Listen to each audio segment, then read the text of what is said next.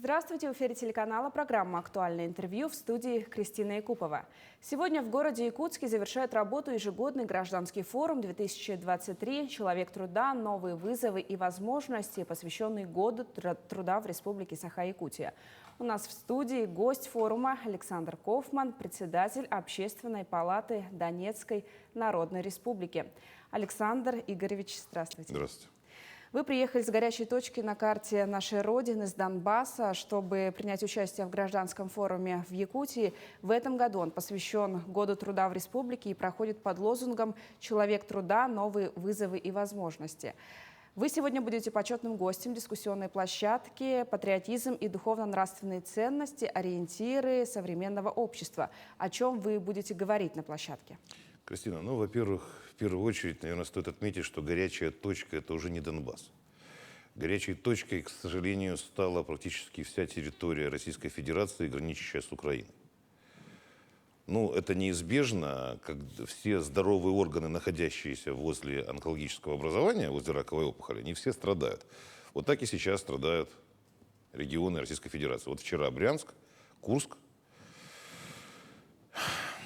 О чем говорить? Наверное, о том, что если бы на Украине много лет назад уделялось правильное внимание патриотическому воспитанию, сегодня мы бы не имели то, что имеем сейчас.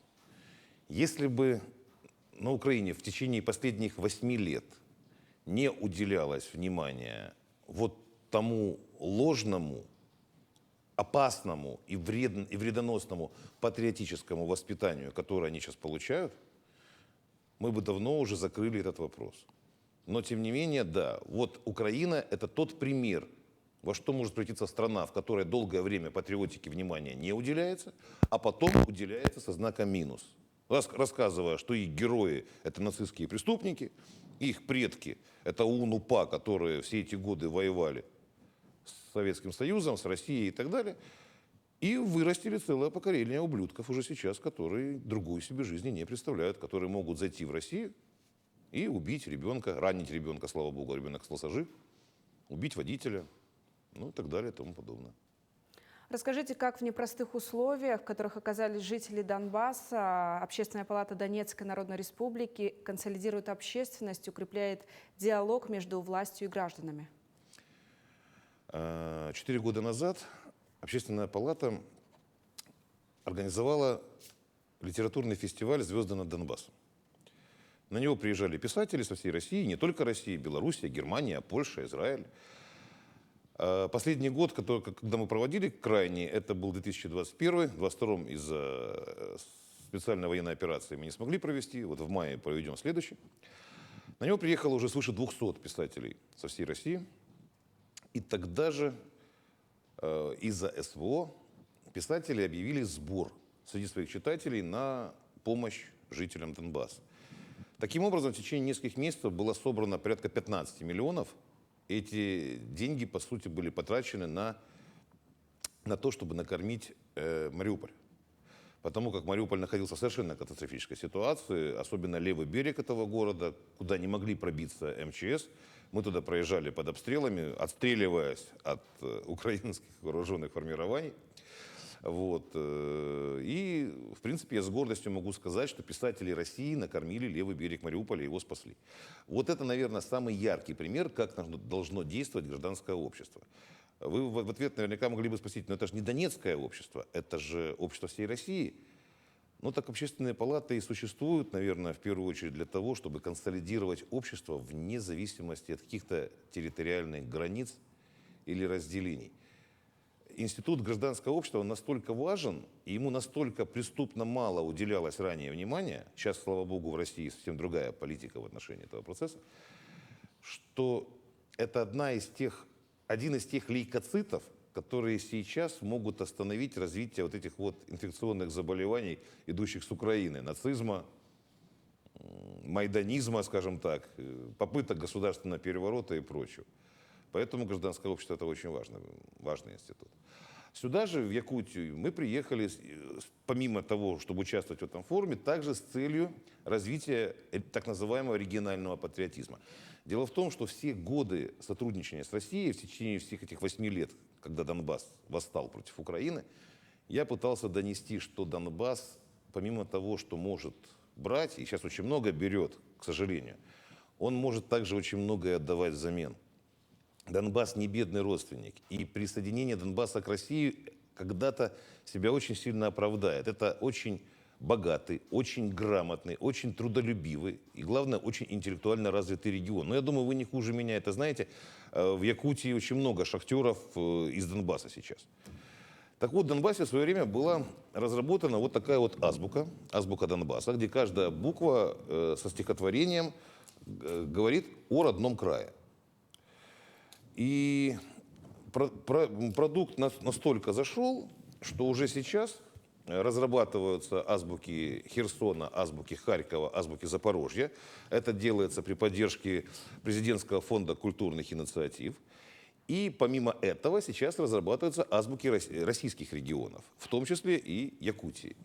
И по этой причине вот мы приехали сюда, чтобы поговорить с нашими коллегами, с членами Общественной палаты, потому что если художника мы предоставляем своего, то поэты нужны ваши.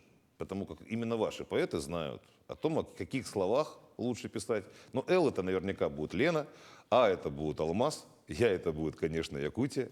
О, олень, я не знаю, У, тот же самый уголь, как и в Донбассе.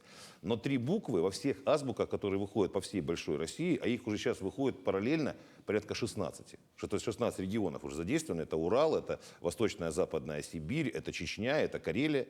Так вот, 3 буквы, они всегда неизменны. Это Москва и мама на М, это Родина и Россия на Р, и флаг России на Ф.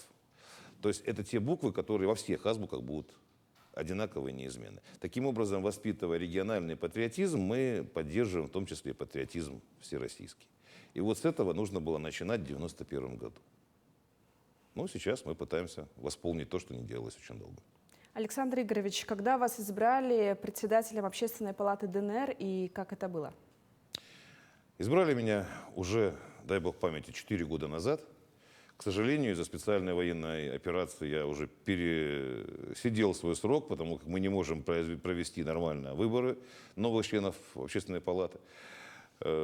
Часть региона является захваченной Украиной, там невозможно провести эти выборы. Поэтому решением главы республики продлили мне полномочия до окончания специальной военной операции. Ну, таким образом, уже свыше 4 лет моя команда из 50 членов Общественной палаты работает на благо республики. Расскажите немного о себе и о своей семье. О себе до войны, о себе в войне. До войны, скажем так, в революцию или в войну я ушел достаточно известным топ-менеджером украинского бизнес-сегмента.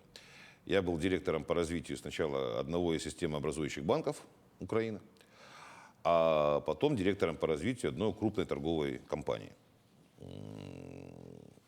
Революция, Майдан. Ну, сначала Майдан, потом наш ответ на нее, это Донецкая революция против Майдана. Я, кстати, обращаю ваше внимание, всегда, вот даже Великая Октябрьская революция, она произошла в ответ на февральский переворот, на либеральный переворот в Санкт-Петербурге. Вот так же и сейчас. Донецкая революция произошла в качестве ответа на майданный переворот. И только в таких ситуациях революции имеют право на существование и жизнь. Когда люди видят, как уничтожается их страна, они встают против этого, как мы восстали против Майдана. Так вот, после того, как я пришел в это протестное движение, я возглавил парламент Новороссии. Мы пытались с Олегом Царевым, он был председателем парламента, я его заместителем. Пытались соединить 2 республики, Донецкую и Луганскую, и плюс притянуть регионы Новороссии, Харьков, Запорожье, Днепропетровск, Одессу, Николаев. Потом был министром иностранных дел ДНР, куда меня пригласил Александр Владимирович Захарченко, покойный, наш первый глава. После выборов главы я занял 2-е место на выборах и пошел министром. Отказавшись подписывать Минские соглашения, что, собственно, сейчас считается подвигом, а тогда считалось ошибкой, я не смог остаться на посту министра иностранных дел. 3 года я преподавал в академии, я преподавал историю. И вот потом возглавил Общественную палату Донецкой Народной Республики. Плюс долгое время играю в «Что, где, когда», уже свыше 30 лет, наверное. Ну, из них 25 лет более плотно, сейчас уже, конечно, редко. Вот. Имею замечательную дочку, 11 лет, у меня прекрасный сын, которому уже почти 30. Жизнь не останавливается, жизнь идет. Александр Игоревич, какие планы у Общественной палаты Донецкой Народной Республики? Как у любого другого гражданского института Донецкой Народной Республики, выбить эту нечисть с территории нашей земли, а наша земля, она не ограничивается границами области. Наша земля, она простилается вплоть до Сбруча. Это такая река на Западной Украине. И знаете, самое интересное, вот я только недавно задумался, что ведь нам Варшава значительно ближе Львова. Варшава в составе Российской империи была в течение 100 лет. И ее население с 2,5 миллионов за эти 100 лет увеличилось до 10. Ну, царство польское долгое время находилось в составе Российской империи.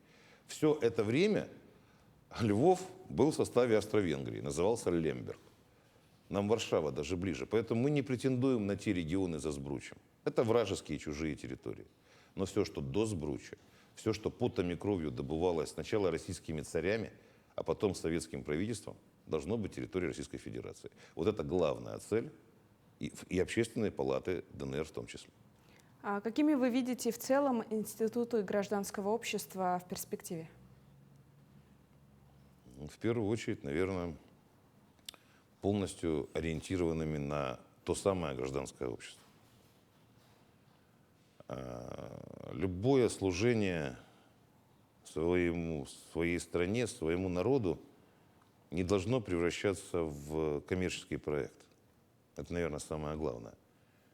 Вот эти азбуки первоначально они вообще делали совершенно бесплатно. И я помню, когда пошла речь уже о гонорарной части, я так возмутился, какой гонорар? Почему мы должны гонорары получать за то, что мы делаем? Но мне объяснили, что мы все понимаем, но как бы твоя работа, она должна быть оплачена. Вот. А первоначально они делались даже без гонораров. Мы это все делали совершенно бесплатно. Вот гражданское общество должно, если ты уж решил служить своему народу, то служи бескорыстно. Это не значит, что не должен зарабатывать. Должен, конечно, у тебя семья, ты обязан ее содержать, но старайся это делать хотя бы честно. Это, наверное, самое главное. Александр Игоревич, спасибо, что вы пришли к нам в студию и ответили на наши вопросы. Спасибо вам, Кристина. Приезжайте в Донецк. Хорошо, обязательно. А я напомню, гостем сегодняшней программы был Александр Кофман, председатель Общественной палаты Донецкой Народной Республики.